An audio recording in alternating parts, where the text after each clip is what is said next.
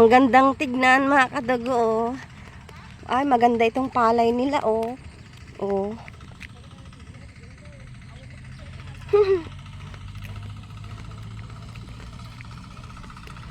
Tapos na mga kadugo, oh.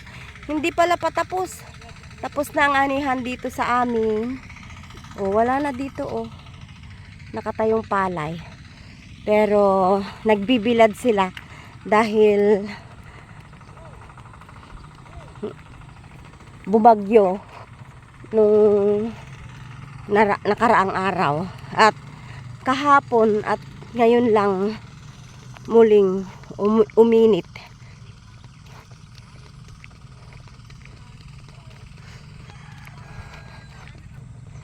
Punta tayo uli sa Bugoy's Farm mga kadugo. Samahan nyo ako.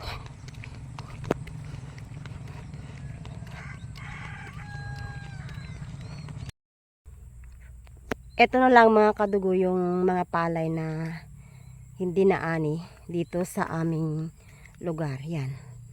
Dito sa may tabi ng Bugoy's Farm. Malapit na tayo mga kadugo sa Bugoy's Farm. Yan na yung Bugoy's Farm.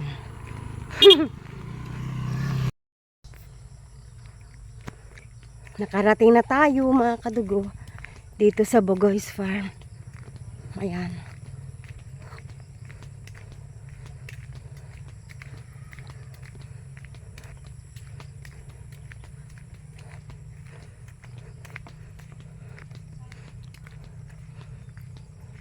Anata mulmulay oh. Ha? Ay, pinamulaan na kanyayo ulit. Ayan na. Jay. Ayan na. Ayan na. Ay, di balay na.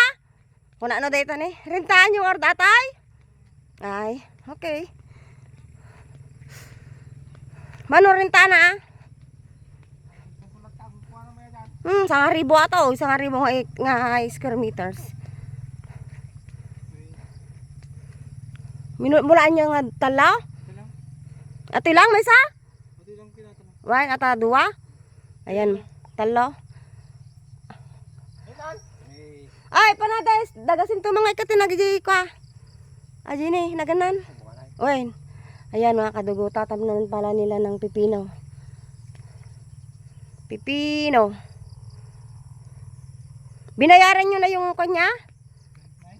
Hindi yung araro. Aji nag-araro, baka na pa na nabayadan. Bayadan yung tao, kababain. 1,000, 220. Ayan mga kadugo. Magtatanim pala sila ng pipino. Oh, may tibalag na, nyo kan balag na?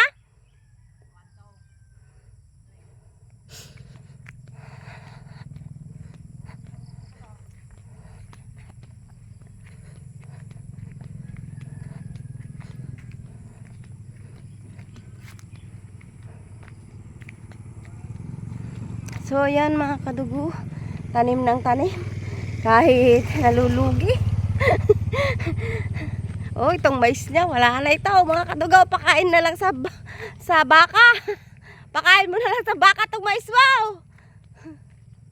Yan, madaming bunga itong marami, oh, nakakatuwa.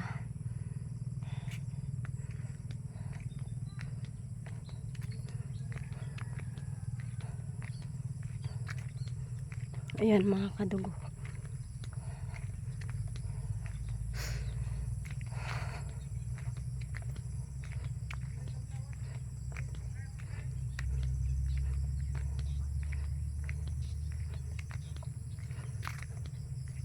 Ang gandang tignan mga kadugo.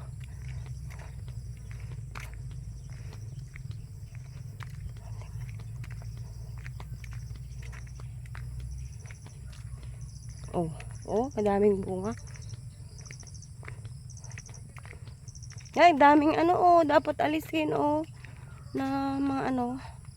Kaya lang, pupunta yung asawa ko sa kanyang sinilangang bayan, kaya hindi ako pwedeng magtagal dito mga kadugo.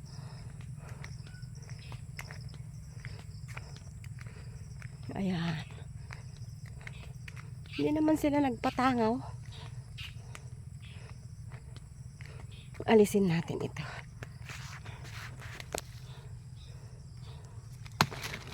Ayan mga kadugo. Marami nang nakapagtanim. Oh, nakapagtanim na naman sila ulit dito ng mais. So, ito ang aking update dito sa Bugoy's Farm, mga kadugo. Dito tayo dadaan. Have a blessed Thursday in the name of our Lord Jesus.